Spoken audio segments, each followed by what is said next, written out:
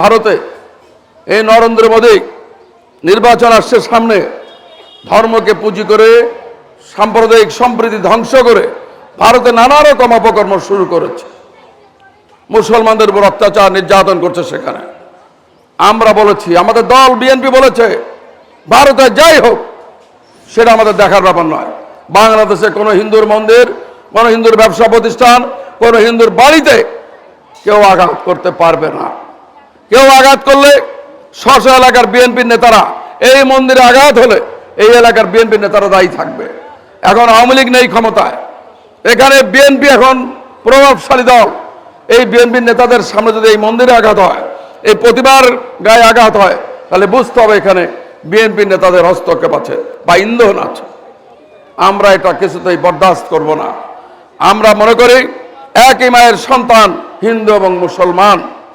আমরা ধর্ম দিয়ে আমরা একজন একজনকে বিভক্ত করতে চাই না। আমরা জন্মের পরে হিন্দুর শাঁখের ধ্বনি, মুসলমানের আজানের ধ্বনি শুনে আমরা জন্মগ্রহণ করেছি, লেখাপড়া শিখে আজকে বড় হয়েছি।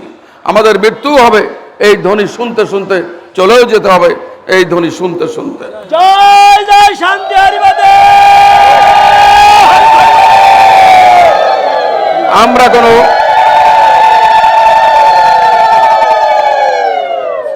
আমরা কোনো ধর্ম নিয়ে বিভেদ করব না। আমরা সকলে মিলেমিশে থাকব, সুখে শান্তিতে থাকব। আপনার বিপদ আপদ সুখ দুঃখে আমরা ভাগিদার থাকব। আমরা জন্মের পর থেকে হিন্দুর সকল প্রোগ্রামে আমরা অ্যাটেন্ড করি না। 12 মাসে 13 পূজা, 13 পূজাতেই আমরা অ্যাটেন্ড করে থাকি। আমার হিন্দু বন্ধু বান্ধব আমাদের বাড়িতেও যখন উৎসব হয়,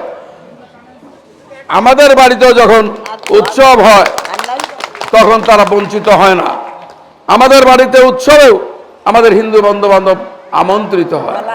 আমার মালা লাগে না, আমার হিন্দু ভাই বোনের বিয়েতে আমরা বসে থেকে সেখানে যাতে কোনো মাস্তান, কোনো দুষ্টু ছেলে কোনো রকমভাবে বিরক্ত করতে না পারে সেটা আমরা নিশ্চিত করি।